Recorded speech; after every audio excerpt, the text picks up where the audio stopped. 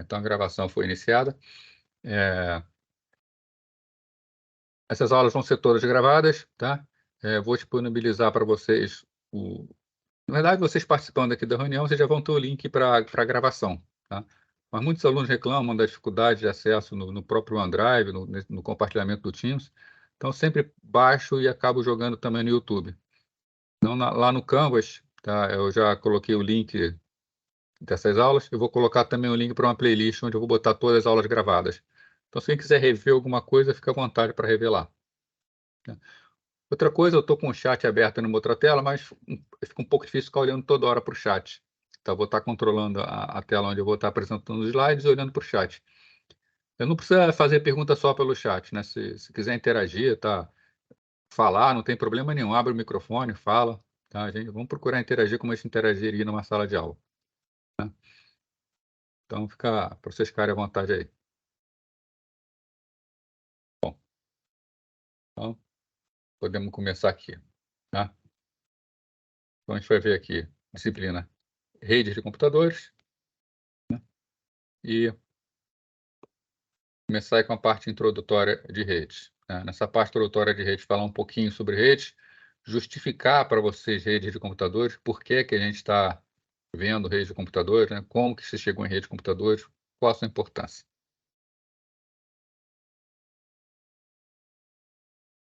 Então, um pequeno histórico para a gente entender as duas principais vertentes que vieram a criar as redes de computadores. Né? Que nós tínhamos no início da computação. Né? Os sistemas de computações iniciais, nós dizemos que eles eram únicos, centralizados e de grande porte. Tá? Únicos no sentido de que cada máquina que era construída com uma finalidade bastante específica. Tá? Centralizado, porque todo o funcionamento dele era centralizado no único local, era um único usuário que poderia estar usando, embora todos programassem juntos, né? Era uma tarefa única que ele fazia, e ocupavam um espaço enorme. Tá? Eram computadores de grande porte, realmente. Esse grande porte não é grande poder de processamento, não. É referente ao tamanho, efetivamente. Né? Os computadores foram criados para a guerra. Né? Tanto que eu disse que o primeiro computador eletrônico ficou pronto em 1945, tá? Após a guerra. Né? Mas os projetos iniciais, tá? Os alemães já tinham computadores eletromecânicos que eles usavam para bombardear, tá? Fazer cálculos de trajetória de foguete, tá? Para poder lançar, sair da Alemanha, sobrevoar outros países, acabar caindo em países inimigos, onde eles queriam fazer o estrago deles. Tá? Na década de 50, né, a gente tinha uma característica. Foi uma década marcada pelo uso de máquinas complexas de grande porte. Né? Essas máquinas eram operadas por pessoas altamente especializadas. Então, basicamente, quem sabia operar uma máquina é quem tinha participado do projeto de construção da máquina. Fazer um computador funcionar significava, né, refazer o seu hardware. Né? Então, o computador, a programação dele era por painéis, chaves que virava para um lado, virava para o outro lado, cabos que se colocava ligando determinadas portas a outras portas. O resultado final do processamento era com base nessa programação desse hardware. Né? Especificamente para a guerra, o cálculo com bastante precisão de seno e cosseno. Né? Então, tinham que ser pessoas muito especializadas. Né? Com a evolução, a gente conseguiu passar para um padrão de não precisar mais mexer em cabos, em tomadas, tá? Mas a gente começava a trabalhar com cartão perfurado ou fita magnética, principalmente cartão perfurado. Né? Se alguém quisesse fazer um programa de computador, já na década de 60, tinha que perfurar um cartão, tá? Um cartão perfurado, um pouco maior que um celular hoje em dia, tá? Da mesma largura, mas um pouco mais comprido. Ele tinha colunas especiais, onde, conforme você saia perfurando essas colunas, era o tipo de programação que você fazia no computador. Colocava esses cartões, tinha uma leitura de cartões perfurados, o conteúdo desses cartões eram lidos e o programa estava carregado dentro do computador. Então, uma programação ainda bastante complexa, tá?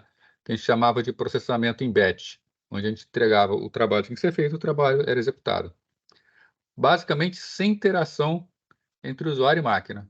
né? O usuário ele entregava os cartões perfurados para um operador, o operador colocava na máquina esses cartões, quando chegasse no horário de executar, era executado, né? E o resultado do processamento saía impresso, né? Isso resultava em um longo tempo, tá, para obter alguma resposta sobre o processamento, né? Se eu estava ainda desenvolvendo o programa e eu cometesse algum erro no programa, eu levava horas, às vezes dias, para receber resposta no erro, né? Do tipo, esqueceu um ponto e vírgula. Eu só descobri isso no dia seguinte, né? Então era bastante difícil a programação nessa época. Já na década de 60 começa a aparecer os primeiros terminais interativos, tá? Nesses terminais interativos, nós temos a figura lá do computador de grande porte, né? Aquele mesmo computador com o qual se interagia com um cartão perfurado, né? Só que agora o que se faz nesse computador? Consegue-se colocar terminal nele. Pendura vários terminais nesse computador e os usuários interagem diretamente com o terminal, né? Então o usuário interage aqui no terminal, tá? E ele consegue acesso direto ao computador sem necessidade do cartão perfurado. Eu tive um professor que foi dessa época, ele falava que, né, já naquela época o aplicativo sempre fez sucesso, né? Ele falava que o pessoal era tão acostumado a fazer cartão perfurado, que embora os terminais permitissem, né, escrever uma linguagem sem necessidade de cartão perfurado, usando Fortran, COBOL, tinha um aplicativo que você aparecia um cartão na tela, você ia marcando no cartão onde seria perfurado, e ele transformava aquilo numa linguagem, né? As pessoas estão acostumadas com isso, né? Mas surgem os primeiros terminais. Esses terminais aqui facilitam bastante a vida do usuário, né? O usuário agora interage diretamente, ele pode escrever o programa dele, mandar compilar e tem na hora a resposta. Então foi um grande ganho, né? E surgiram os sistemas de tempo compartilhado, time sharing, né? O que é o time sharing? Antigamente, eu botava um cartão perfurado e esse computador, né, ele só executava, né, o computador aqui, ele só executava o que era o processo que estava nos cartões perfurados, né? Só quando eu terminava aquela execução é que se colocava novos cartões. Agora não, agora eu tenho aqui 2 usuários, 3, 4 usando ao mesmo tempo a máquina. Então começa a surgir o que a gente chama de tempo compartilhado, né? Cada um executa rapidamente um pouquinho e dá a impressão que todo mundo consegue executar ao mesmo tempo, embora não seja efetivamente ao mesmo tempo. Isso acaba levando a multitarefa, né? Que é o computador fazer várias tarefas ao mesmo tempo. Ele conseguir executar várias tarefas ao mesmo tempo, né? O que acontece na década de 70, né? Esse modelo aqui de cima ele continua evoluindo, né? E cada vez mais novos terminais pendurados, né? Só que essa máquina é uma máquina extremamente complexa, tá? Ela exige muito trabalho para manter ela em funcionamento, né?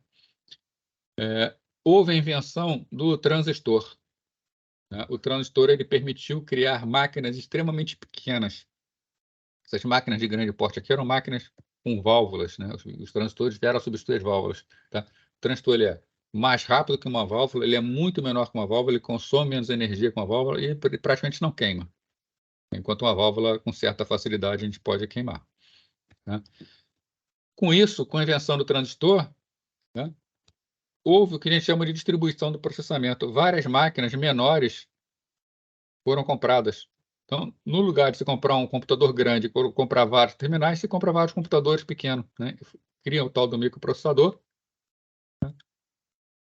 E as máquinas ficam cada vez mais baratas. Então, é muito mais barato comprar um conjunto de máquinas que um computador com terminais, né?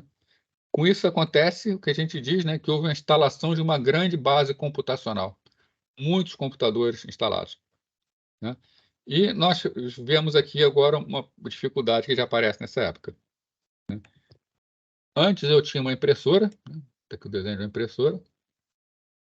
Se eu precisasse imprimir, por exemplo, essa impressora estava ligada nesse computador. Qualquer um que quisesse imprimir era só mandar para a impressora diretamente. Como eu tenho uma distribuição aqui, o que acontece?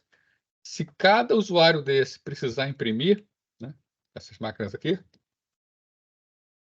se cada usuário precisar imprimir, cada um tem que ter sua própria impressora, né? Isso eu estou falando impressora, mas na verdade é qualquer tipo de dispositivo, né? Enquanto numa computação centralizada, tudo fica executando no computador central, então é fácil compartilhar as coisas. quando eu tenho a distribuição do processamento, eu não consigo mais compartilhar com grande facilidade, né? Então, impressora, outra coisa, informação, né? Aqui eu tenho um único banco de dados, todos os dados estão no computador central. Esses terminais apenas consultam os dados. Agora não, quando eu tenho máquinas separadas, a informação ela está espalhada por todas as máquinas. Cada pessoa que trabalha com a informação tem suas informações no seu computador, né? O que dificulta muito, né? Então, houve uma grande necessidade de troca de informação, né?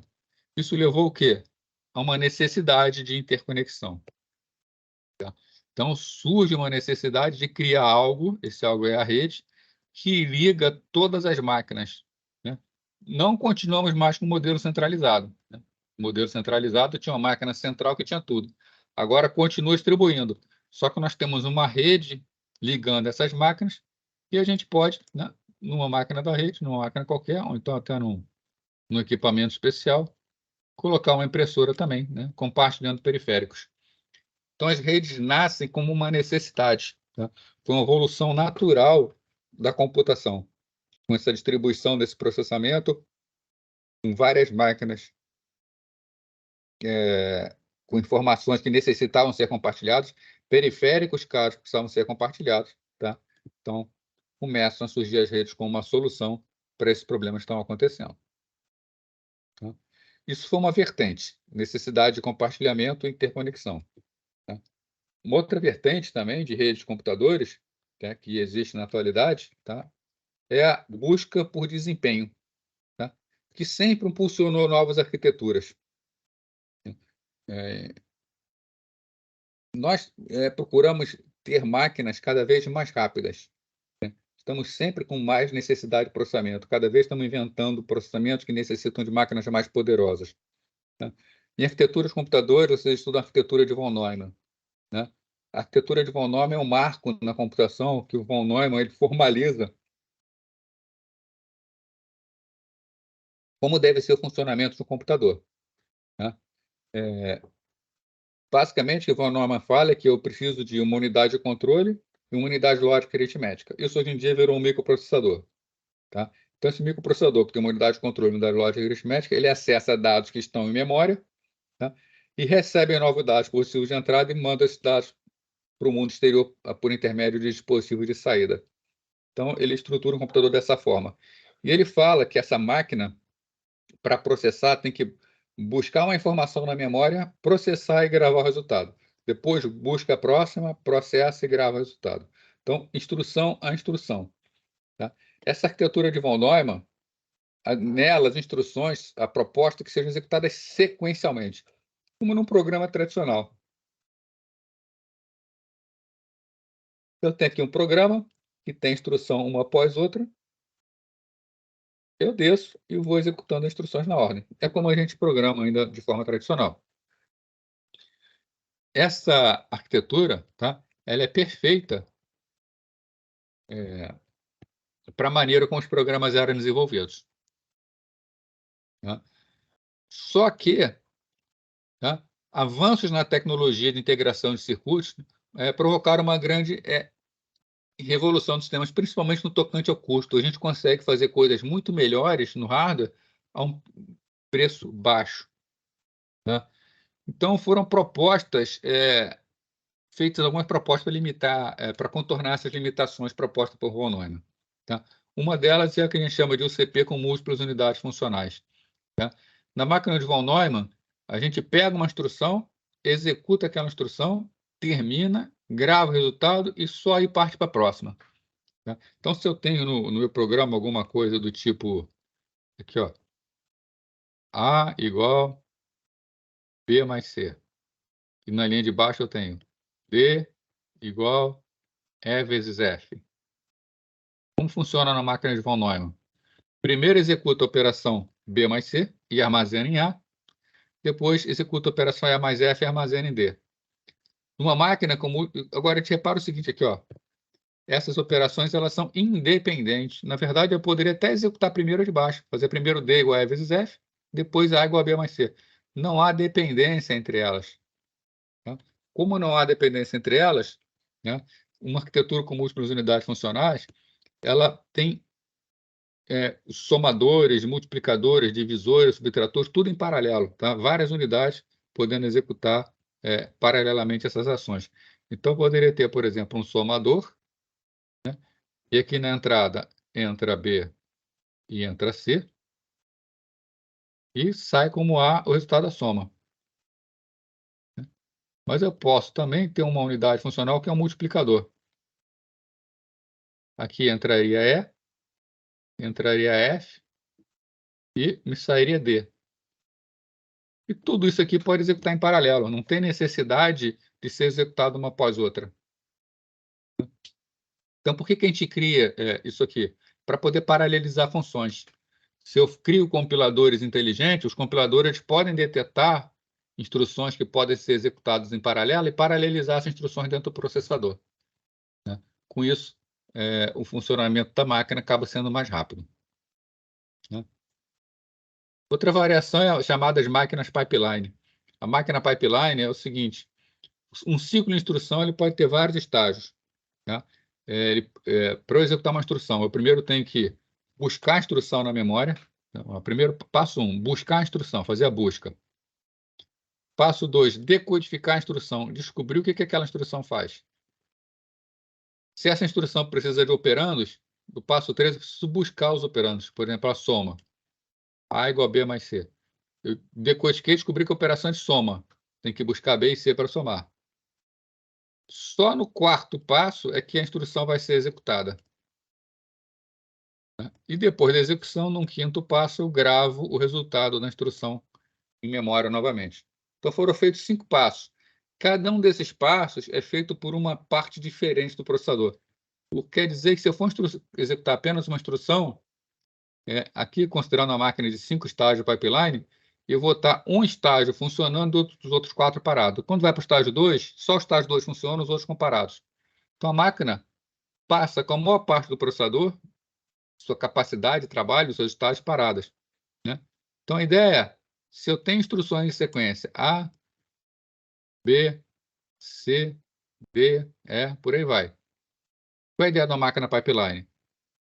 A máquina A, a instrução A está no primeiro estágio, ela está sendo buscada, né? Quando chegar no passo seguinte, o que vai acontecer? A instrução A vai para o estágio 2, vai ser decodificada. Só que enquanto A está sendo decodificada, o estágio 1 não está fazendo nada. O que eu posso fazer? Eu posso já estar buscando a instrução B, do tempo 2. Aqui, ó, tempo 1, tempo 2. E no tempo 3? No tempo 3, A já foi decodificada, agora eu vou buscar os operandos da A. Eu já posso estar decodificando B e já posso estar buscando C, né? E por aí vai, né? Num quinto estágio, A vai estar executando, B vai estar tendo os seus operandos buscados, C vai estar sendo decodificada e D vai estar sendo buscada, né? Com isso, eu paralelizo a instrução, né? São as máquinas pipeline. E processadores de matriz, ou array processors, são máquinas que elas têm a capacidade de executar uma única operação num vetor inteiro, né? Então, eu pego um vetor, realizo a mesma operação em todos os elementos do vetor. E ele, por hardware, faz isso com extrema velocidade. Isso aqui é muito importante para aplicações científicas e para jogos, tá? Essas instruções aqui de processamento de vetores é importantíssimo para máquinas de alto desempenho, para jogos, principalmente, hoje em dia, né? Por que a gente está fazendo isso aqui? Porque a gente chega está querendo máquinas cada vez mais rápidas. Eu quero velocidade de processamento, quero vazão de processamento, tá? Agora, beleza. Com isso eu estou fazendo o quê? Eu estou fazendo um processador super rápido. Aqui eu tenho um processador com um monte de coisa dentro dele. Paralelo a isso, o que eu posso fazer para ganhar mais velocidade também, né? Uma outra alternativa são sequências múltiplas e dependentes de instruções em um único sistema composto por vários elementos de processamento. Então, aqui eu estava falando de processador no slide anterior. Então, agora eu coloco vários processadores, por exemplo, coloco 4 processadores juntos, compartilhando um espaço comum de memória. Então, aqui eu tenho processadores e aqui eu tenho memória. Os 4 processadores usando a mesma memória. Então, tem uma máquina com vários núcleos de processamento compartilhando memória, ou seja, um computador multinúcleo, né? Surgiu com Core 2 Duo, depois veio o Dual Core, ou foi o contrário, sei lá, veio múltiplos cores, 4 cores, 8, 16 núcleos. Tá? Então, várias máquinas com núcleos diferentes. E cada núcleo desse tirando proveito de todas essas tecnologias que nós vimos aqui. Né? Cadê? Mas a ideia é, coloca todas as tecnologias e ainda coloca múltiplos núcleos que fazem isso. Né? Qual o próximo passo se eu quero aumentar a velocidade de processamento? Se eu já cheguei no limite da máquina, não tenho mais como tentar melhorar a máquina, o próximo passo é criar máquinas, todas elas como aquela outra, com toda a tecnologia possível, mas colocar várias máquinas executando em paralelo. Só que essas máquinas têm que trocar informação de alguma maneira. Então, a gente cria uma rede de computadores para ligar essas máquinas. Né? Esses elementos, dessa maneira que a gente está falando aqui, tá? São sistemas multiprocessados fortemente acoplados. Esse aqui, uma máquina. Eles são fortemente acoplados porque nós temos vários elementos de processamento compartilhando uma memória comum. Isso que eu desenho aqui cada máquina dessa, isso aqui é a memória. Dentro de uma máquina, todo mundo acessa a memória. Então, são fortemente acoplados. Né? Agora, se eu tenho um sistema composto por várias máquinas, onde cada máquina tem sua própria memória, onde cada máquina tem sua própria memória, aí a gente já fala em sistemas fracamente acoplados. Né? Nos fortemente acoplados, né, são compostos por 2 ou mais processadores, aqui 2 ou mais processadores, com capacidade aproximadamente iguais, todos dividindo acesso comum à memória. Então, qualquer um deles acessa qualquer região de memória. Compartilha tudo, canais de entrada e saída periféricos, né? E tudo é controlado por um único sistema operacional. Ou seja, é uma máquina. Já nos fracamente acoplados, né, que é uma rede de computadores, tá? Nós temos uma coleção de elementos de processamento que são interconectados, tanto lógico quanto fisicamente, né, para execução cooperativa. Né? O sistema é fragmentado em partes que residem em diferentes processadores e memórias com comunicação sujeita a retardos variáveis e desconhecidos. Então, isso aqui, né, é a rede. Tá? Então, o nosso próximo passo para o desempenho é colocar máquinas executando em paralelo. Só que essa execução depende de um sistema de comunicação. Esse sistema de comunicação vai ser rede de computadores. Né? Então, a rede evolui não só de uma necessidade comercial de compartilhamento de informações, como também na busca atual que a gente tem por performance. Né? No passado, se falava muito em supercomputadores. Né? Hoje em dia, a gente fala em computação em grade. A computação em grade, em vez de a gente ter um supercomputador, nós temos milhares de computadores ligados para uma rede de alta velocidade, que vai dar uma capacidade de processamento enorme, se somar a capacidade de cada uma dessas máquinas. Legal, gente? Uma dúvida aí? Não? Bom. Tem vantagens e tem desvantagens. Né? Quais são as vantagens dos sistemas multiprocessados? Primeiro, custo e desempenho. Tá? A gente consegue um desempenho muito elevado a um custo baixo. Né? Um supercomputador consegue um excelente desempenho, mas um supercomputador ele é muito caro. Tá? Outra vantagem, responsividade, que é o tempo de resposta. Quando eu utilizo um sistema multiprocessado, né, eu tenho um tempo de resposta menor, a máquina é mais rápida. Né? Tem também modularidade. Né? A modularidade é a capacidade de aumentar o meu processamento, a minha capacidade de processamento, colocando mais módulos. Um sistema multiprocessado dessa maneira, eu consigo ir colocando cada vez mais máquina, aumentando o poder total de processamento. Confiabilidade. Né? Confiabilidade, eu gosto sempre de reforçar aqui, tá? Confiabilidade é diferente de confidencialidade. Às vezes as pessoas confundem. Essa confiabilidade aqui não é que ninguém vai ver o que está acontecendo, é que as coisas funcionam sem parar, tá? Então, não é que um sistema multiprocessado ele tenha maior confiabilidade, mas ele pode ser montado de forma a oferecer maior confiabilidade. Se eu tenho um sistema único, centralizado, e o sistema parou tudo, né?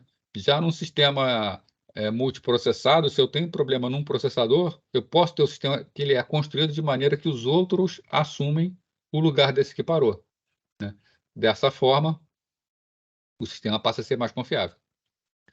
E a concorrência, né? Concorrência porque se eu tenho módulos executando em paralelo, eu posso executar ações em paralelo, né? E aí que vem o grande desempenho.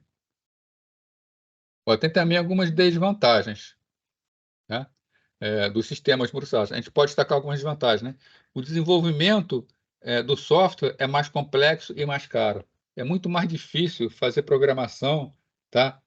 Para sistema, como eu falar, para sistemas multiprocessados, né? Eu preciso decompor esse software, porque agora não é simplesmente fazer uma programação tradicional como a gente fazia, né? O sistema multiprocessado ele tem vários processadores que vão executando em paralelo. Então, se eu tenho instruções que executam uma após outra, não adianta eu ter um sistema multiprocessado se a minha programação é feita de forma que essa linha aqui só pode ser executada depois dessa aqui, que só pode ser executada depois dessa aqui. Então, eu preciso fazer uma programação diferente. Para isso, eu preciso entender o meu problema, eu preciso decompor em tarefas, e, na verdade, em vez da minha programação ser puramente sequencial, eu tenho que criar blocos de códigos que podem ser executados em paralelo, né? Isso é difícil de ser feito. Decomposição de tarefas é complexo, né? Também é bem direto do que eu acabei de falar, né? É dependente de tecnologia de comunicação, né? Por causa da alta demanda de tráfego de comunicação. Então, eu tenho sistemas paralelos, eles estão processando, eles têm que estar trocando informação o tempo inteiro. Como é que eu troco essa informação, né? Então, preciso de um canal de comunicação de alta velocidade, preciso de uma rede de alta velocidade, né? Isso aqui é o contraponto do que a gente viu em cima, né?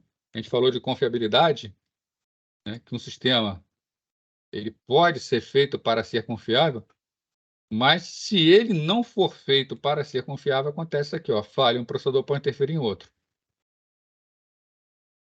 né? Então, é preciso tomar bastante cuidado com isso, né? Então, a confiabilidade pode chegar nela, mas se a gente não se preocupar com ela, a gente pode ter pontos de falhas a mais no sistema.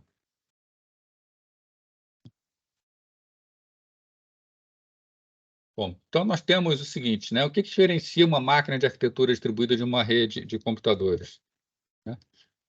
Uma máquina de arquitetura distribuída é composta por um conjunto de módulos autônomos de processamento interconectados para formar um único sistema.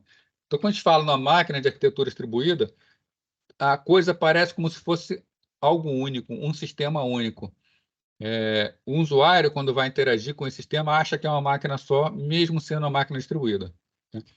Então, ele necessita de um sistema operacional único para gerenciar o processamento dos módulos e ele apresenta seu usuário como um sistema único, tá? Então, está aqui a principal característica, né? Ele se apresenta ao usuário como se fosse algo único. Já as redes de computadores são formados por conjuntos de módulos autônomos de processamento interconectados, preservando a independência entre os vários módulos de processamento. Então, na arquitetura distribuída, esses módulos de processamento eles são interconectados para formar uma coisa só. A rede não. A rede ela preserva a diferença. Os módulos são todos independentes. Tá ok, gente? Vamos ver aqui, então, algumas utilidades, tá, para redes de computadores, tá? A gente já viu aí como as redes surgiram, tá? Surgiram como necessidade de comercial, nasceu como necessidade de busca, de desempenho, né? Agora, quais são os usos que a gente tem hoje, né? Se fosse falar de forma geral do uso de rede de computadores, eu diria para vocês que hoje a gente não vive mais sem uma rede, né? Hoje, quando a gente acorda, acho que uma boa parte das pessoas, a primeira coisa que faz é pegar o celular e dar uma olhada ali rápido para ver o que aconteceu na noite, se mandaram mensagens, né? Isso a gente sabe que só funciona porque existe uma rede de computadores por trás, né? Aí levanta, vai trabalhar ou vai estudar, vai pegar um ônibus, né? Você vai pegar um ônibus, usou um Rio Card da vida, né? Tem uma rede de computadores para dar suporte a isso, né? Se está no meio da rua, vai bater uma foto, né? Essa foto normalmente já sobe direto lá para um repositório de fotos, né? Se for pagar uma conta com cartão de crédito, existe todo um sistema de uma rede de computadores por trás para ver se não é fraude aquele cartão, né? Então, hoje, redes está no dia a dia de qualquer um, né? Se for na esquina comer um churrasquinho e pagar por Pix, está usando rede. De forma geral, tá? Muitas organizações possuem hoje uma grande quantidade de computadores, né? A gente não precisa nem falar em organização, né? Um computador é o quê? É uma máquina que faz um processamento, né? Hoje em dia, se você vai assistir uma televisão e você tem uma Smart TV, você tem ali, na verdade, uma máquina que está fazendo processamento, não deixa de ser um computador. Um celular, ele é um computador, tá? Ele é um pouco diferente, na verdade, ele é um computador que tem mais sensores que um computador normal, né? Tem mais dispositivos de entrada e saída, né? Mas, enfim, ele é um celular, ele é um computador. Então, hoje em dia, numa casa que você tem ali um casal, por exemplo, com 3 filhos, normalmente cada um vai ter o seu videogame, que é um computador. Se são estudantes, provavelmente cada um tem um seu computador, compartilha um computador, mas cada um tem seu celular. Então, dentro de uma própria casa, tá? Não precisa ser uma empresa, nós temos várias máquinas dessas. Várias máquinas que acessam a internet, várias máquinas que fazem uso da rede, né? Mas pensando primeiramente numa empresa, né? Em um determinado momento, a organização resolve conectar todos os computadores, tá? Para correlacionar informações, extrair informações, compartilhar recursos, né?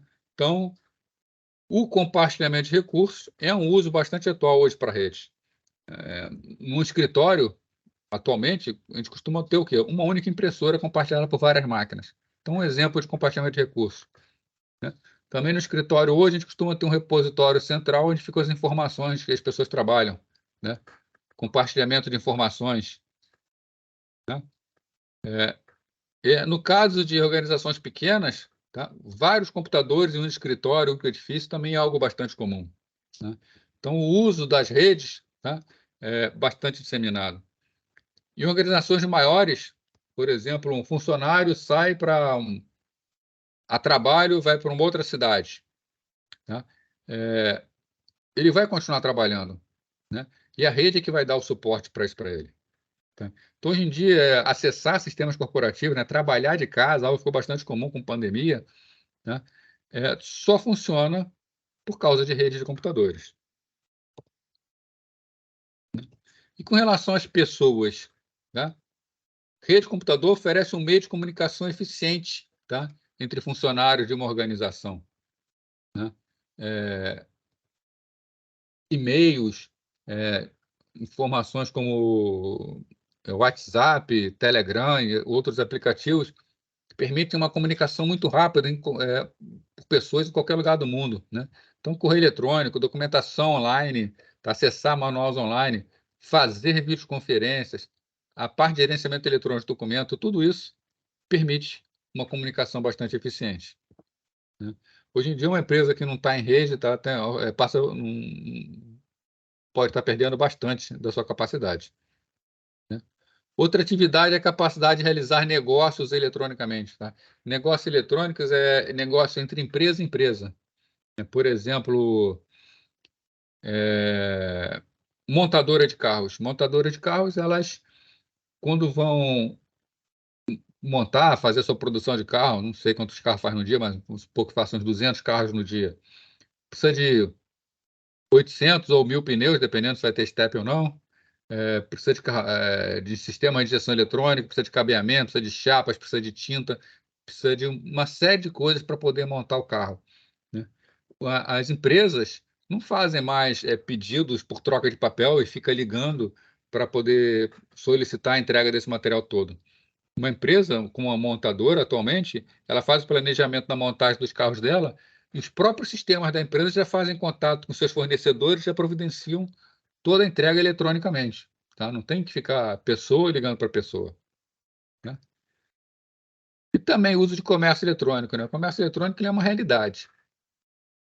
É, fazer compras pela internet é uma realidade. No passado, muitas pessoas tinham medo, acho que hoje é bem menos a quantidade de pessoas que têm medo de fazer compras online, né? Quem nunca fez a sua aí que possa falar, né? Também aplicações pessoais, né? Qual era, no começo, as pessoas compravam computadores para quê? Processar texto e jogar. Essas as grandes motivações, tá? Aí só surge nos últimos anos uma nova motivação, acesso à internet, né? Tudo aquilo que a gente vinha falando de máquinas cada vez mais rápidas, mais poderosas, com acesso à internet surge um novo nicho de pessoas que até então nem tinham interesse em ter um computador, mas querem acessar essa tal dessa internet. Mas não querem máquinas tão caras, porque não precisam de máquinas tão caras. Tanto que inventaram até o tal do, na época, o netbook, né, que seria um notebook, mas extremamente mais fraco, com menos memória, processador mais fraco, material menos resistente, mas que permitiam o acesso para as pessoas acessarem sites na internet. Depois disso, caiu ainda mais, né, surgiram os tablets, né? E alguns dos usos mais populares para o usuário da internet doméstica, usuário doméstico da internet são o quê? Acesso à informação remota, né? Então, acessar web, arte, negócios, acessar governo, informações sobre saúde, jornal, revista, se divertir, né? Comunicação entre pessoas, né? E-mails, grupos de notícias, programa para troca de mensagem instantânea, redes sociais, né? Foi o boom aí para muita gente. Entretenimento interativo, né? Como vídeo sob demanda, streaming de vídeo, jogos em rede, né? Comércio eletrônico para fazer compras. Então, mostrando que as redes estão presentes aí no dia a dia das pessoas. Só para citar algumas abreviações corriqueiras que às vezes a gente fala e é interessante formalizar antes de falar, né? Isso aqui são abreviações, né? É B2B, B2C, G2C. Esse 2 aqui no inglês é to, né? Letra 2, mas em inglês o to é foneticamente parecido com to, né? Que é para, né? Então, isso aqui é Business to Consumer, né? Sistemas B2C são sistemas que são feitos, tá? São feitos para interação entre empresa e consumidor. Por exemplo, compras online. Quando a gente entra numa loja para fazer uma compra online, a gente está interagindo com o sistema B2C. Agora, o exemplo que eu dei de uma montadora de carros que vai montar seus carros e a solicitação de material é feita eletronicamente. Aí são sistemas que nós chamamos de B2B, Business to Business, né? Entre empresas. Sistema G2C, Government to Consumer, né? Hoje a gente virou consumidor do governo. Então, aquele social, é a transmissão da declaração do imposto de renda, é o GovBR, por exemplo. Sistema C2C, Sistema Consumidor para Consumidor, né? Por exemplo, leilões online de produtos usados, Mercado Livre para consumidor, vendendo para consumidor. E uma classe um pouco diferente, mas de abreviação bastante conhecida, são sistemas peer-to-peer. Peer-to-peer caracterizam sistemas que é o mesmo sistema rodando em diferentes máquinas. Tá? Então, BitTorrent, por exemplo, onde a gente tem... porque tudo que a gente tem aqui em cima são normalmente clientes ou até outras empresas, mas interagindo normalmente com um servidor. O sistema P2P, a gente vai ver aqui a diferença, tá? Para o cliente, sistema cliente-servidor e cliente P2P, não existe um servidor envolvido. São vários usuários trocando informações diretamente entre si. Ninguém pergunta nada? Tá tranquilo mesmo? Qual Esse seria, nível. Oi? professor, qual Fala seria o aí. exemplo desse peer-to-peer? Seria o. Qual seria o exemplo desse peer-to-peer? Já usou BitTorrent? Só o torrent normal, o bit não. Oi? Só o Ah, não, torrent. é porque Torrent é o apelido. O nome dele mesmo é BitTorrent. Ah, Aí o pessoal chama carinhosamente de Torrent. Tá? entendi. Mas é o torrent. Ele é, por exemplo, você compartilha arquivos e no final você não está buscando esses arquivos em um servidor. Esse arquivo está espalhado por várias máquinas de várias pessoas iguais, né? Por isso que a gente diz que ele é um P2P. Não existe um servidor contendo dados. É tudo diretamente entre sistemas iguais. Ah, tá, entendi. Valeu.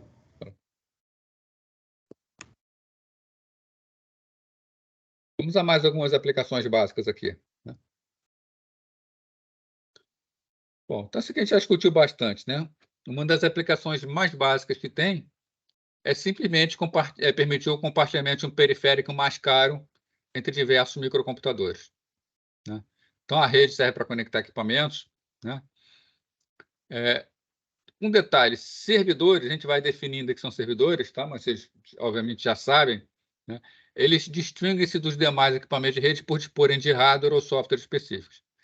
Sendo que o que define um servidor não é o hardware, é o software, né? O que define um servidor é o que ele faz na rede.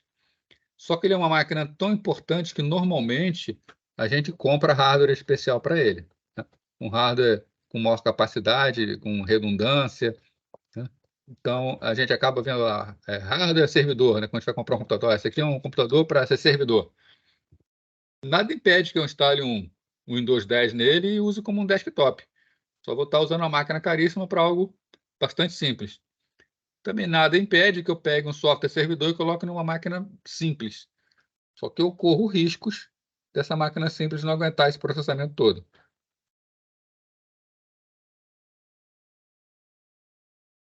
Então, o primeiro deles, servidor de arquivos, né? A tarefa dele é oferecer aos equipamentos na rede um serviço de armazenamento de informação e compartilhamento de disco. É pegar uma máquina, colocar discos ou um disco grande nela e toda a informação fica armazenada nessa máquina, né? Então, na rede, nós temos uma máquina, essa máquina, um local com grande capacidade de armazenamento, tudo ligado em rede, né? E todas as informações ficam guardadas nesse servidor de arquivo, né? De forma que, como todos consultam as informações lá no servidor de arquivo, nós temos uma centralização da informação e essa informação está disponível para todos ao mesmo tempo, né? Então, a gente consegue evitar uma série de problemas como inconsistência de dados, se os dados ficam espalhados entre várias máquinas, né? As atribuições dele incluem gerenciar o sistema de arquivos, então ele tem que cuidar desse sistema de arquivos, né? Garantir a integridade dos dados, né? Implementando a política de proteção em caso de falha ou de acesso aos concorrentes. Então, eu tenho aqui no servidor arquivo onde vários processos podem estar querendo acessar o arquivo ao mesmo tempo. Ele precisa oferecer mecanismos de integridade para evitar que dois processos usando simultaneamente causem problema. E também precisa implementar uma política de proteção contra acesso não autorizado. Já que os dados estão na rede, eu preciso tomar cuidado para que esses dados não sejam acessados por quem não deve acessar. Um outro objetivo bastante importante, principalmente hoje, né? Atenda simultaneamente requisito de gerência de arquivos de diferentes sistemas operacionais, tá? Então, eu posso estar usando a máquina Windows, posso estar usando a máquina Linux, posso estar usando a máquina Mac, posso estar usando um celular acessando por Android, um celular acessando por iOS. Então, são diferentes sistemas operacionais acessando. E, obviamente, ele tem que permitir esse acesso por qualquer sistema operacional.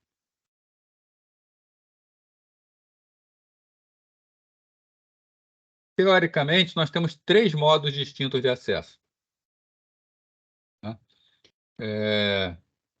O sistema operacional da máquina usuária é alterado. Isso aqui, se for necessário alterar, né? Hoje em dia, grande maioria dos sistemas operacionais é o que a gente chama de SOR, né? Sistema Operacional de Rede. Ele já vem com toda a parte de rede embutida nele. Então, sequer é necessário alterar alguma coisa, a não ser para alguma aplicação específica, para acessar algo muito específico, né? Então, o sistema operacional da máquina é alterado, de modo que o servidor de arquivo é visto como uma extensão do próprio sistema de arquivos. Quando a gente vai acessar uma informação, a gente diz que está montado, né? Eu monto o compartilhamento do servidor na minha própria máquina. Isso é o corriqueiro. É quando a gente usa a máquina e a gente vê a rede como uma extensão normalmente normal, né? Dentro da máquina Unix é um diretório, a rede é um diretório. Na máquina Windows, por exemplo, eu monto um drive de rede como drive F. Quando acesso F, eu estou acessando a rede. Tá? E de resto é tudo como se fosse disco local. Outra forma é por intermédio de utilitários. Tá? Utilitários que acessam os arquivos residentes no servidor. Né? Nesse caso, o usuário ele tem um conhecimento da existência do servidor, mas não dos detalhes específicos de sua utilização. Acho que hoje em dia o exemplo mais próximo disso aí seria, por exemplo, o Google Drive ou o OneDrive, né, quando ele não está mapeado diretamente no disco, a gente acessa ele via web. Então, a gente pode fazer upload e download de arquivos. Tá? Então, a gente utiliza utilitários para fazer acesso ao sistema remoto. Outro usuário final usa o servidor por intermédio de primitivas, né? Abrir arquivo, fechar arquivo. Aí, no caso, é mais para programador mesmo, acessar dados via rede. E, trazendo numa imagem, né?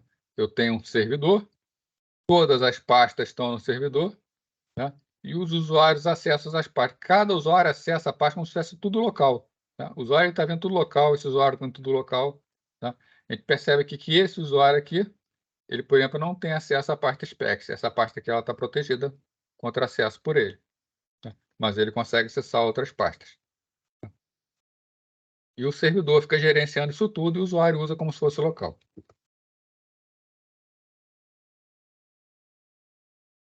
Servidor de impressão. Né? A finalidade dele é oferecer aos computadores um serviço de impressão, compartilhando a impressora entre vários usuários. Isso é muito corriqueiro hoje em dia. Tá? Hoje em dia, muitas das impressoras, né, elas já trazem, inclusive, servidor de impressão embutido, onde você coloca essa impressora numa rede Wi-Fi, então se liga um cabo de rede nessa impressora, ela é compartilhada por vários usuários. Tá? Outras não têm isso nativamente, então você precisa colocá-las ligadas a um servidor de impressão. Tá? Mas não importa se já é embutido ou não. O esquema é um esquema de servidor de impressão. Tá?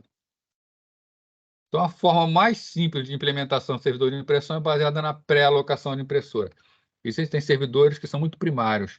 Quando você quer imprimir, você tem que chamar o software do servidor de impressão e ele vai alocar, ele vai travar a impressora para você. Aí você consegue imprimir. E se você não está imprimindo, ninguém mais usa essa impressora. A maioria dos servidores de impressão já trabalha de uma forma diferente, trabalha com uma técnica chamada de spooling. Né?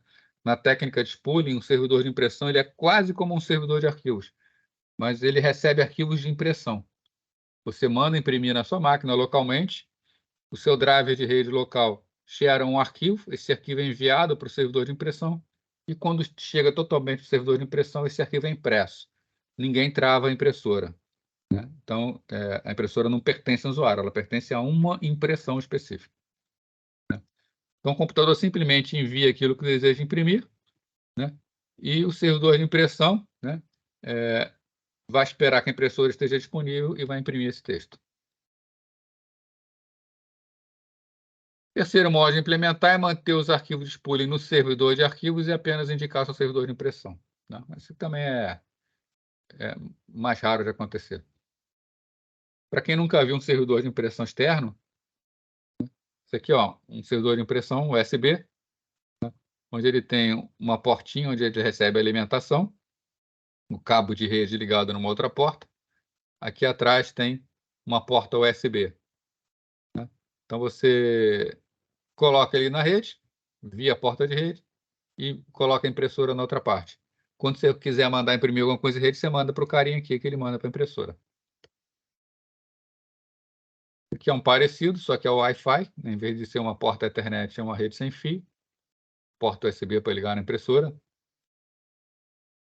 Aqui é um modelo que é para encaixar diretamente na impressora, porque não precisa nem de cabo USB. Ele já tem a saída USB da tipo AB que entra na impressora.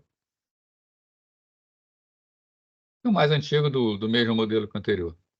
Tá? Mas isso aqui, ó, na verdade, aqui na frente ele tem uma porta paralela, em vez de uma porta USB.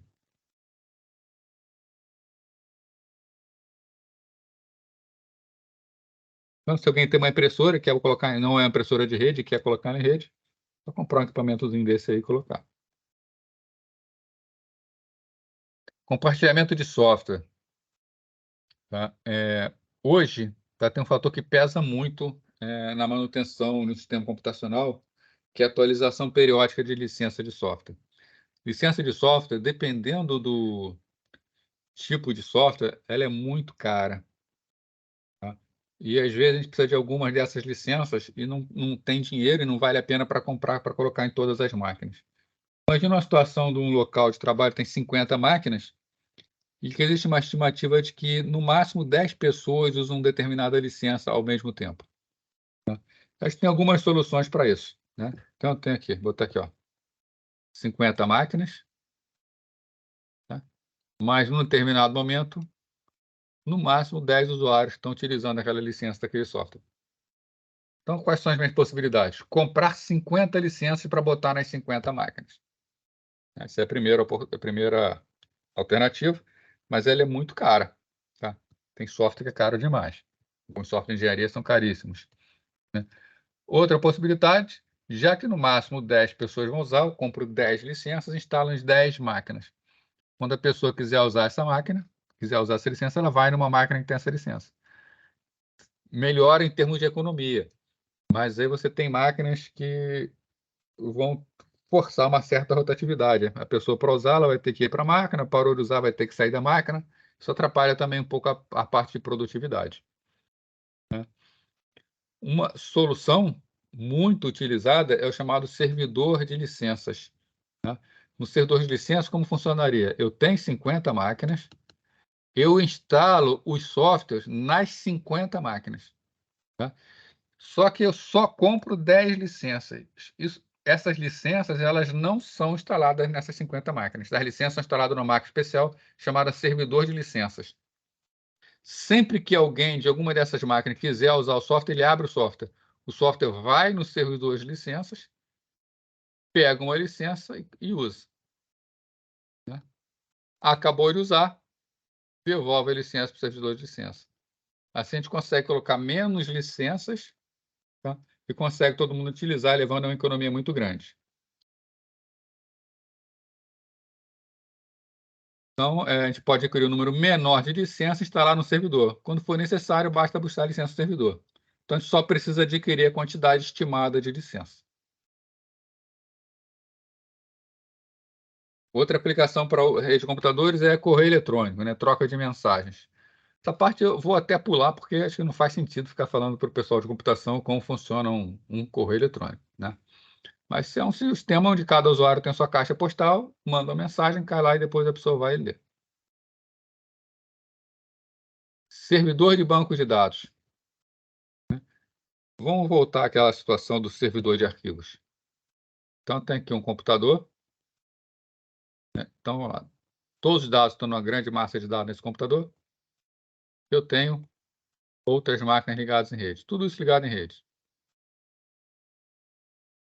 Vou imaginar que eu faço um sistema e esse sistema precisa acessar os arquivos, tipo um pequeno banco de dados.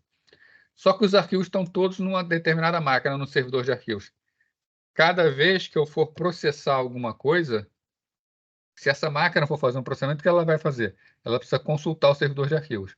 Na prática, consultar o servidor de arquivos significa trazer todos os arquivos para essa máquina aqui.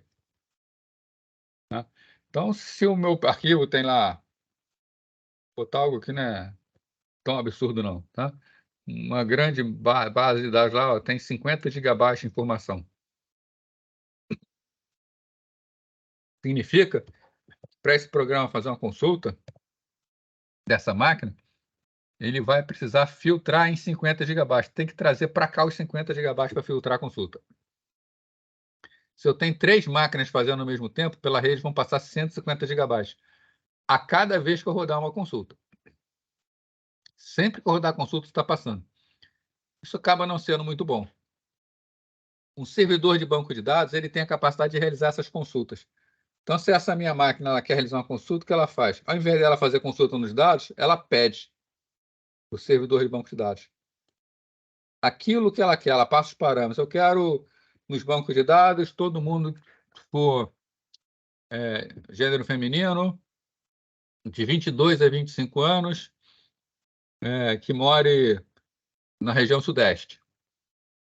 Em vez de passar todos os dados das pessoas, o banco de dados filtra tudo isso e só devolve aquilo que é solicitado. Então, o tráfego na rede diminui bastante. Então, ele permite o compartilhamento das informações de forma centralizada e eficiente, evitando duplicidade e inconsistência. Principal diferença para o servidor de arquivos: ele é capaz de processar consultas complexas sobre dados e só trafega pela rede aquilo que interessa, né? Leva a uma diminuição brutal do tráfego de rede. Então, o esquema é esse aqui, né? Normalmente, a gente está acostumado num banco de dados colocado num computador, né? Vou mostrar algumas imagens para vocês, tá? Isso aqui, por exemplo, é uma imagem de um grande banco de dados. Quantidade enorme de dados armazenados, tá? Alguns data centers com grandes armazenagens de dados, como o da Google, por exemplo, aqui, ó, cada isso aqui ou é máquina ou é conjunto de discos. A quantidade de máquinas e discos que formam o banco de dados. Então, não é pouca informação que está aqui, tá? Essa informação ela tem que ser tratada localmente. Um exemplo, né, ó, que é a altura de uma pessoa aí, para poder dar uma dimensão do tamanho. Esse aqui, se não me engano, é do data center da Google, tá? Os vários dutos diferentes, com cores diferentes, para poder sinalizar o que está passando. Aqui dentro desses dutos, passando vários diferentes cabos de rede. E o Gabriel aqui, o único problema do servidor de banco de dados é que ele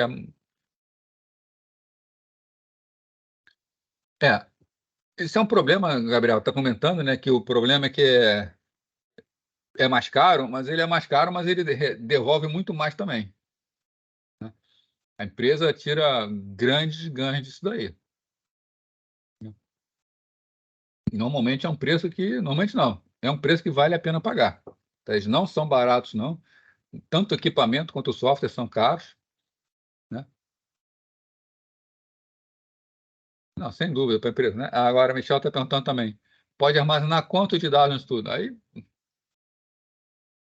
é até difícil falar, né? Quanto de dados a Google tem, né? Está armazenado um troço desse aqui, né?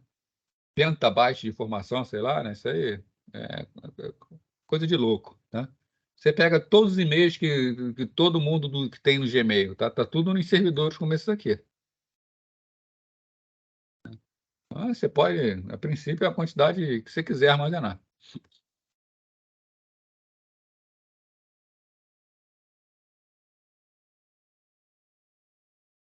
Em gerenciamento eletrônico de documentos, né? É uma tecnologia. Não fala tudo, né? Gerenciamento eletrônico de documentos é acabar com papel. Toda aquela papelada que a gente vai pedir um material, por exemplo, tem que gerar papel, vai solicitar alguma coisa, a gente faz tudo no sistema GED. A ideia do GED é controlar, armazenar, compartilhar e recuperar informações existentes no documento. Então, imagina assim, você faz um pedido de material, você pede para comprar algo dentro de uma empresa. Se você pede isso num papel, né? Aonde está o papel? Você solicitou aquele papel, o papel foi, você não sabe nem se ele vai voltar, não sabe se ele se perdeu no meio do caminho ou não. Quando você tem um sistema GED, você faz todas as suas solicitações via sistema. Fica tudo armazenado, fica tudo registrado, né? Se alguém está segurando a informação, o sistema diz com quem está a informação, quem é que a próxima pessoa tem que tomar providência. Então, normalmente, quando a gente coloca um GED numa empresa, a empresa começa a ter muito mais agilidade, tá? Não fica documento parado em escaninho, não fica documento parado dentro de mesa, né? Sem contar que você precisa saber um histórico do que aconteceu no passado, né? Então, esse mesmo exemplo, pedido de material. Você passa o ano pedindo material, né? Aí, no final do ano tem que fazer um relatório dos materiais que você solicitou.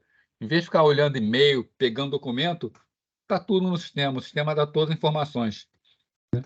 Então, o GED ele permite preservar, né, os documentos, né? Aqui está errado, tá? Vou até anotar aqui para consertar.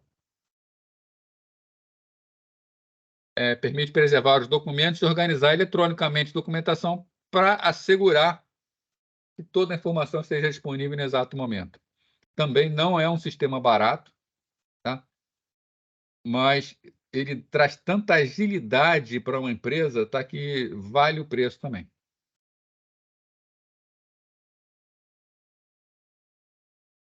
Tá ok, pessoal? Então, até esse momento aqui, né, foi mais uma parte de introdução, né, onde eu quis tentar mostrar para vocês toda a utilidade de uma rede de computadores, né? Antes da gente começar a ver redes, entender realmente que redes é algo que é necessário, tá? Hoje em dia, uma empresa sem uma rede de computadores, ela perde muito.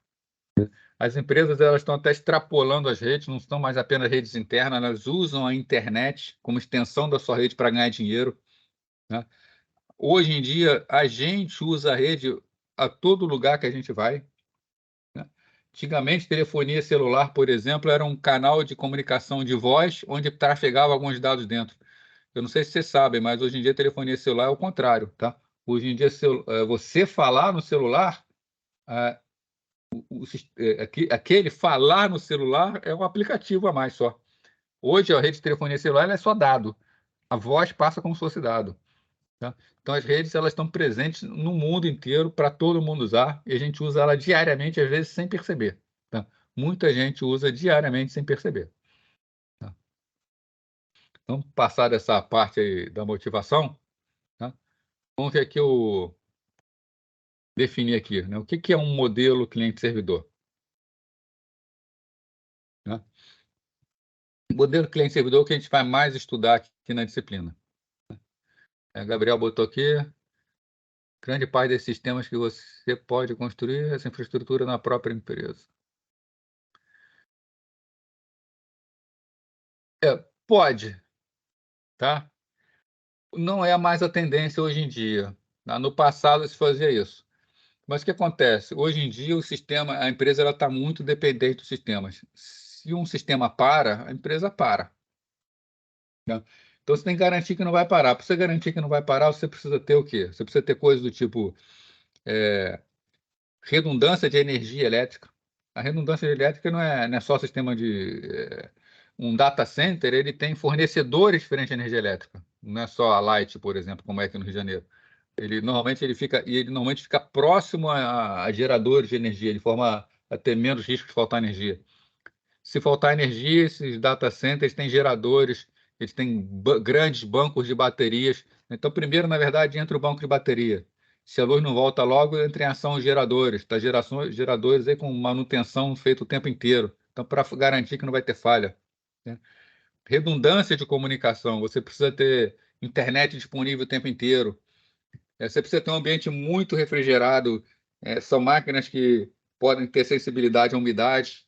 Então, você precisa de controle de umidade. Então, fica muito caro para você manter essa infraestrutura.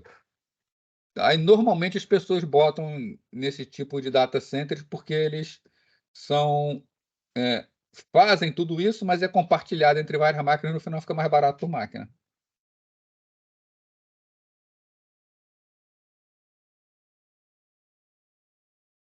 Tá tranquilo?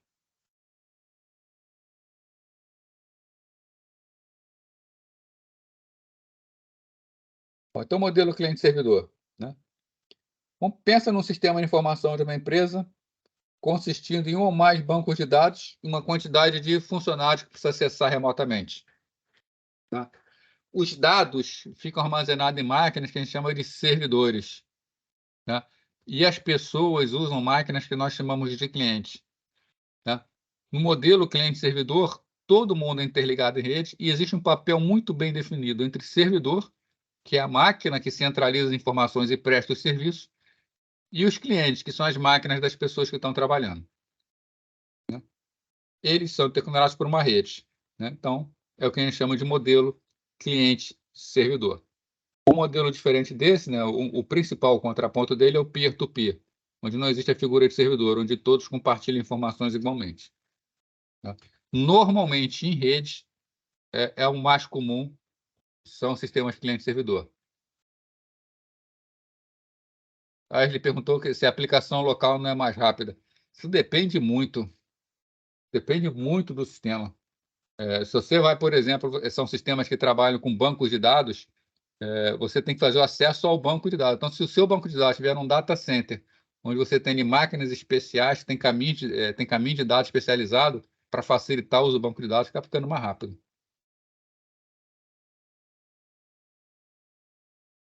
Isso vai depender de como você estrutura o sistema, Wesley, porque o problema pode ser, normalmente, como é estruturado o sistema. pode não estar feito de forma adequada para armazenar num data center. Tá? Mas você pega as grandes empresas hoje, todas armazenam em data center. Né? Pra você ter uma noção, a Netflix, por exemplo, ela não tem máquina nela. É tudo em data center. E olha o tamanho dela. E olha a quantidade de dados que ela tem.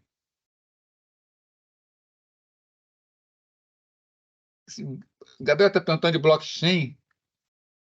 Blockchain é um nome muito genérico que serve para muita coisa. Né?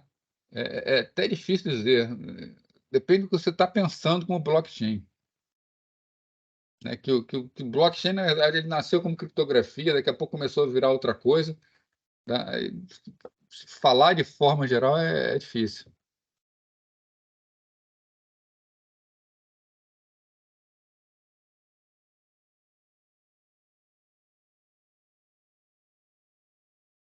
Bom, aqui, ó, no modelo cliente-servidor, então, nós temos dois processos, um no cliente e um no servidor. Como é o funcionamento? Tá? Sempre no modelo cliente-servidor, nós temos um cliente, aí nós temos um servidor. Sempre o servidor fica aguardando. O cliente inicia pedindo para o servidor. Né? Então, o processo cliente envia uma mensagem pela rede ao processo servidor, solicitando alguma coisa. Tá?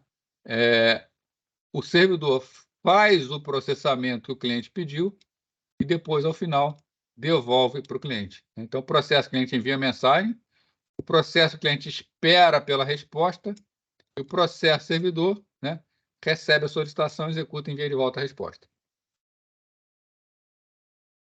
Bom, sistemas operacionais atuais permitem a execução de diversos processos simultaneamente. Né?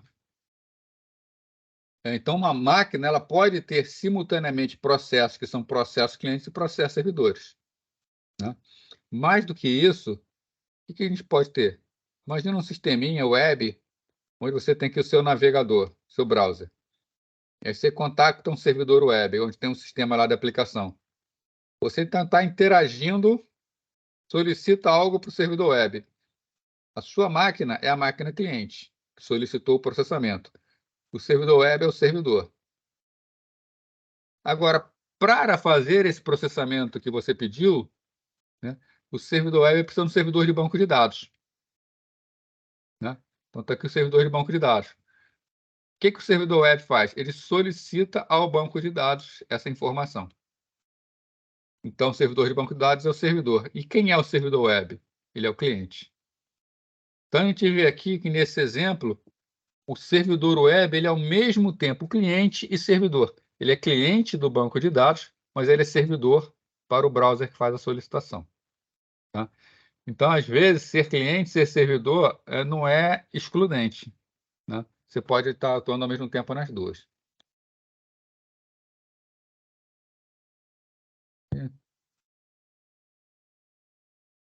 Está perguntando em cloud computing, a transação dos dados entre as máquinas com o servidor ou mais é considerada B2B.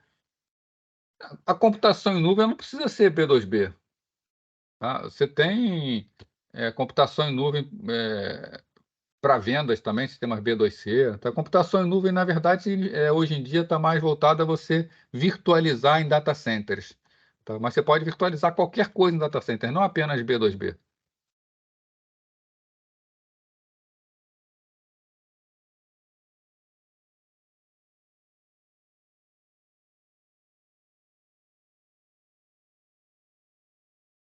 Bom, gente,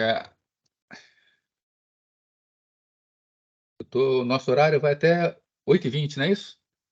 Estava preocupado, estava marcando aqui que era 8 horas, mas acho que até 8h20, estava errado. Tá?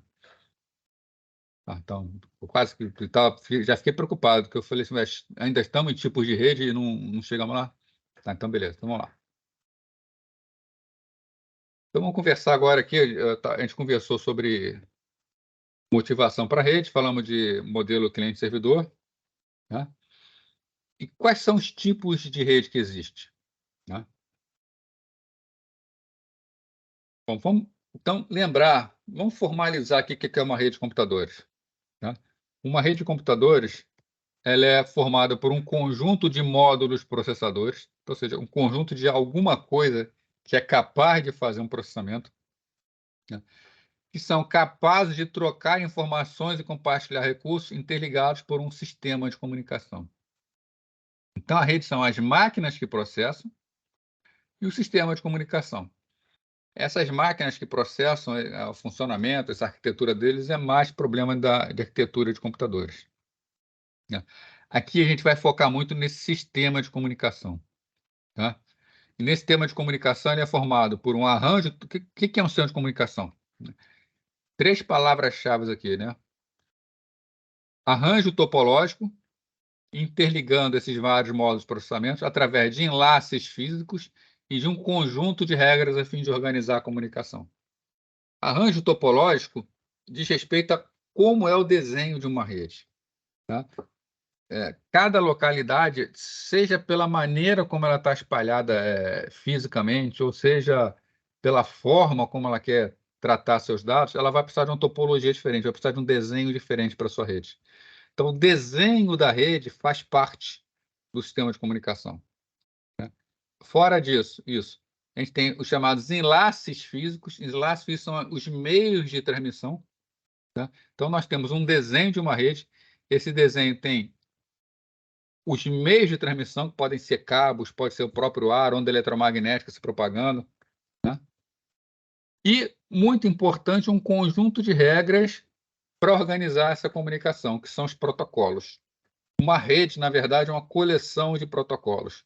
Né? E os protocolos eles são importantíssimos para que as coisas funcionem. Tá? É o protocolo que vai permitir uma conversação. Né? Você bota numa sala, por exemplo, um brasileiro e um japonês, onde o brasileiro só fala português e o japonês só fala japonês. Os dois sabem falar, os dois sabem ouvir, mas eles têm protocolos diferentes. O protocolo de um é o português, o protocolo do outro é o japonês. Eles não vão se falar. Tá? Então, as redes de computadores elas precisam de protocolos convenientes, né, que permitam esse funcionamento. Então, elas podem ser classificadas de várias formas, sendo que 2 se destacam. A escala, de respeito ao tamanho da rede, até onde ela vai, e quanto à sua tecnologia de transmissão. Tá? Vendo primeiro aqui tecnologia de transmissão. Generalizando, nós temos 2 tipos de tecnologia, as chamadas redes de difusão e redes ponto a ponto. Na rede de difusão, é aquela rede que possui somente um canal de comunicação compartilhado por todos. Tá? Por exemplo, uma sala, várias pessoas conversando. Se todo mundo fala ao mesmo tempo, todo mundo escuta todo mundo. É um único meio de transmissão. Tá? As mensagens que são enviadas por um são recebidas por todos os demais. A gente pode perceber aqui nessa rede, tem um único meio, tem um único cabo. Então, a mensagem é colocada no cabo, ela passa por todo o cabo e chega em todas as máquinas. Todos recebem. Tá? Então, isso aqui é um exemplo, uma rede Ethernet, é uma rede de difusão. Satélite pode trabalhar como ponta a ponta de difusão, mas normalmente é difusão. Né? Um satélite, por exemplo, de TV via satélite, ela envia a mesma programação de TV para vários pontos na Terra, vários usuários recebem ao mesmo tempo. Tá? Essa operação de mandar e todo mundo receber é uma operação conhecida como difusão ou broadcast. A mesma informação vai para todo mundo. Quando existe essa possibilidade, vários protocolos de rede fazem uso disso. Né? Às vezes, nós temos uma transmissão para um subconjunto, que a gente chama de multidifusão ou multicast. O multicasting é quando a gente manda a informação, essa informação vai para um conjunto de máquinas, mas não para todos. Tá? Na verdade, chega em todos, mas só interessa a um conjunto, que a gente chama de grupo de distribuição. Essa é a de difusão. Já as redes ponto a ponto, elas consistem em pares individuais de hospedeiros. Tá? Então, aqui a gente recebe que tem uma única ligação para todas as máquinas. Aqui, entre cada 2 máquinas, uma ligação. Entre essa máquina e essa, um enlace. Entre essa máquina e essa, um enlace. O outro enlace aqui. Agora, ela não tem, ó, com essa e com essa não existem enlaces. Elas não têm ligações. Então, significa que na ponta a ponta, para ir a um determinado destino, pode ter que visitar um ou mais intermediários. Né? Por exemplo, como essa máquina vem daqui para cá? Ela pode fazer esse caminho, ela pode fazer o caminho por cima, ela pode fazer esse outro caminho aqui, ela pode fazer alguns caminhos diferentes. Aí a gente precisa falar sobre roteamento. O algoritmo de roteamento é o algoritmo que vai descobrir quais são os caminhos em uma rede. Tá? Aqui não, aqui na difusão fica fácil. Basta botar o endereço, o destino, que quando chega, a máquina confere se é para ela. Mas, Fábio, Vai, fala aí. qual seria a vantagem desse daí de ponto a ponto? Tem alguma vantagem para optar por isso? Na verdade, tem. Aqui, por exemplo, você está no ambiente de rede local, dentro da sua casa, é muito fácil você fazer isso. Agora, você quer ligar, por exemplo, Europa, Estados Unidos e América do Sul. Como é que tu vai fazer esse ponto a ponto, multiponto? Uma rede de difusão não dá para fazer. Né? Então, redes de longa distância normalmente são enlaces ponto a ponto, tá? Porque é muito mais barato. Existe tecnologia multiponto para rede de longa distância? Existe, mas é muito caro. Tá? Custa muito caro fazer isso, é muito complexo. Tá? Então, a vantagem, no caso, é a mesma simplicidade quando você envolve grande distância e grandes redes. Tá? A internet, o núcleo da internet é todo ponto a ponto. Tá? Respondi, não? Entendi, tá certo, tá certo. É porque eu não vi nenhuma vantagem assim aparente no início. Mas quando você tem que, por exemplo, pensa a nível de Brasil, ligar as capitais. Né? Você não vai ligar todas as capitais uma nas outras direto, né? Você faz tipo uma rede ponta a ponta, né? Tipo assim, você liga lá Porto Alegre, a Florianópolis, a Santa Catarina, aí pode ligar para São Paulo, de São Paulo pode ir para Brasília, Rio e Belo Horizonte ao mesmo tempo, sabe? Então você tem um monte de ligações ponta a ponta. Se fosse fazer uma ligação de fusão por todas as capitais do Brasil, acabou, não dá, é impraticável. Show de bola, obrigado.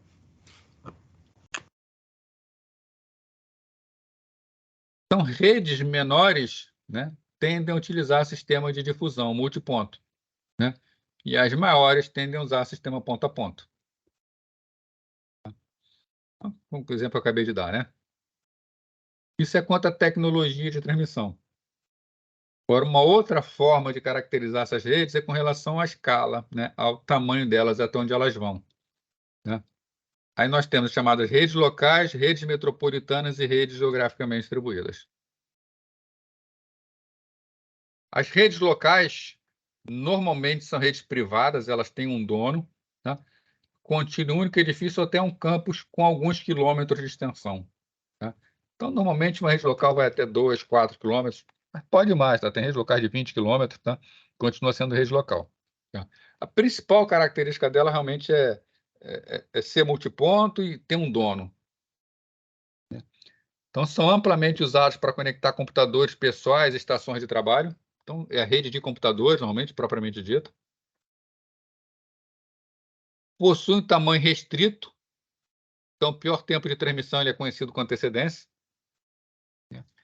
Ela é projetada para permitir o compartilhamento de recursos computacionais. Tá? Então, é uma rede de computadores, obviamente. Né? As tradicionais trabalham na velocidade normalmente de 100 megabits por segundo, gigabits por segundo, e possuem baixo retado. As mais modernas já chegam a 10 gigabits por segundo. Tem até mais rápidas, mas eles são mais experimentais, não é do cotidiano. Né? E possuem baixa taxa de erros. Né? Uma baixa taxa de erros, que é uma taxa de 10 a menos 11, significa isso aqui, ó. Vou botar aqui 11 zeros. 1, 2, 3, 4, 5, 6, 7, 8, 9, 10, 11. 1000, milhão, bilhão. Né? Então, significa que a cada bit, a cada 100 bilhões, né? 1000, milhão, bilhão, a cada 100 bilhões de bits transmitidos, só um pode estar errado. Tá? Senão, não é uma boa rede local.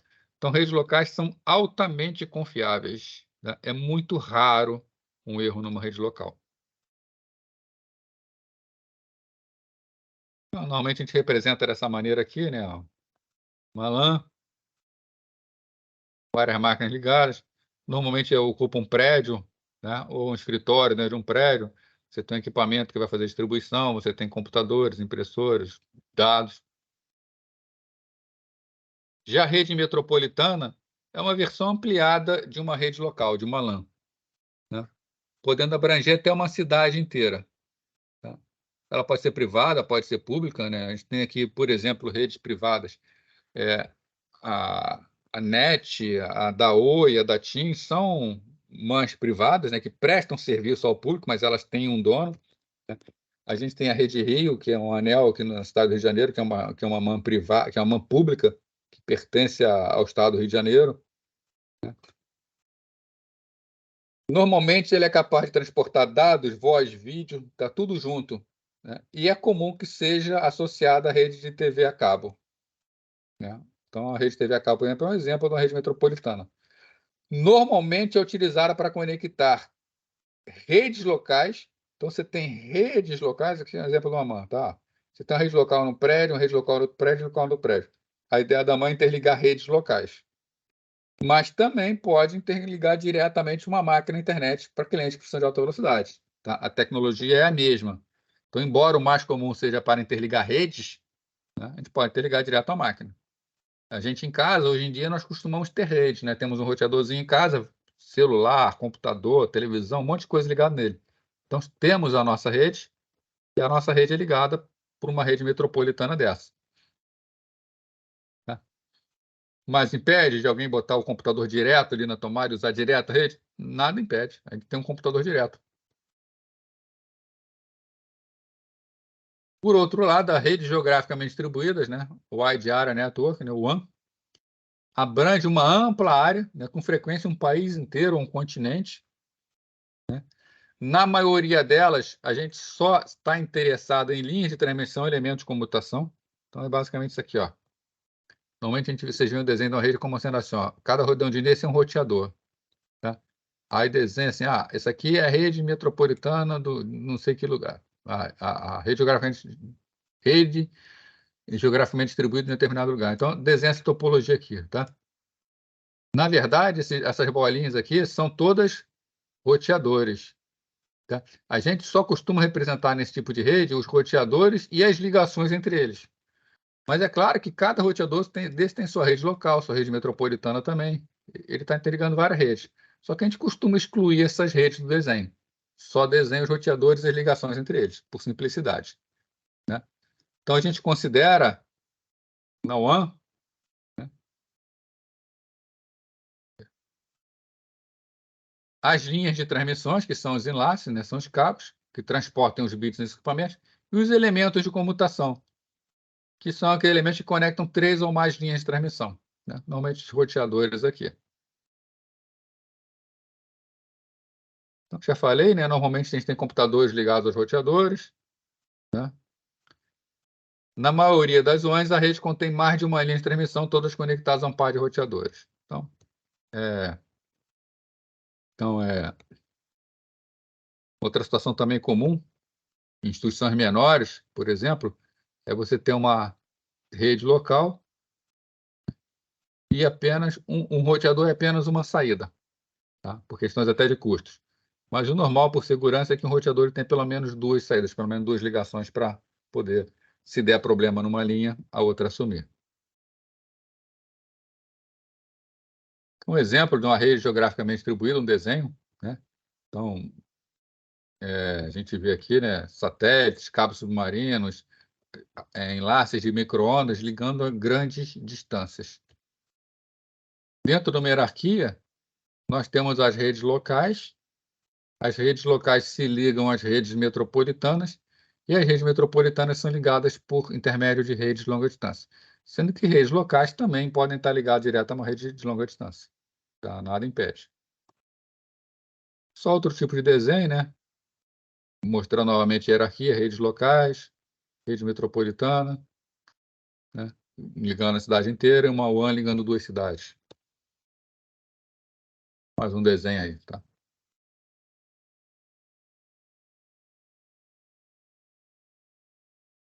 Rede sem fio, né?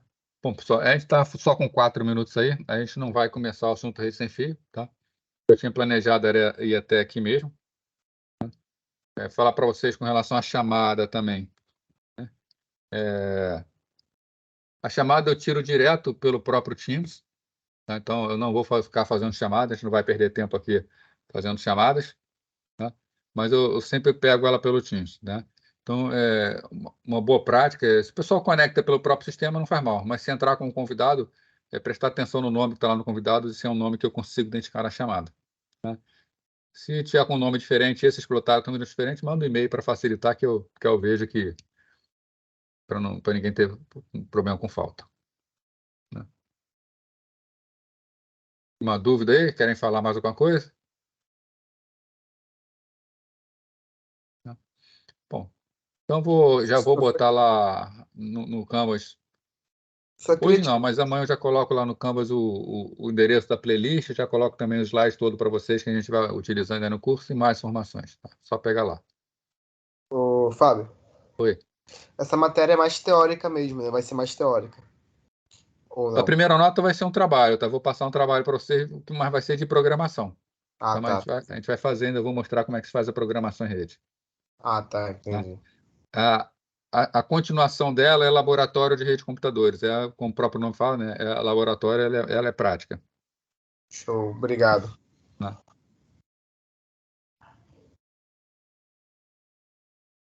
Bom, então é isso, gente. Vou então terminar aqui a gravação, tá? E se vocês quiserem qualquer coisa, eu vou continuar um tempinho daqui, qualquer coisa é só falar. Tá? Um abraço aí e boa semana para vocês. Valeu, boa noite, professor. Boa noite.